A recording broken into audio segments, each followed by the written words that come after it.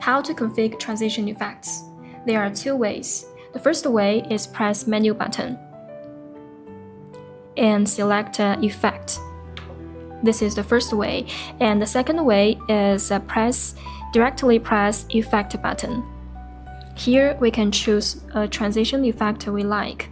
For example, we choose this one, and then we can change the duration time, FTP time, and soft edge. After finish all the setting, we can push the T-bar to realize the transition effect. See? This switcher also supports DIP transition effects. Press Effect button, rotate this knob. Here, we choose a picker, and then we can use this joystick to pick a color. For example, we pick this red, and then press the knob to confirm. Then we go back. After choosing the color, we go back. And here we choose the second transition effect, DIP, and press this knob.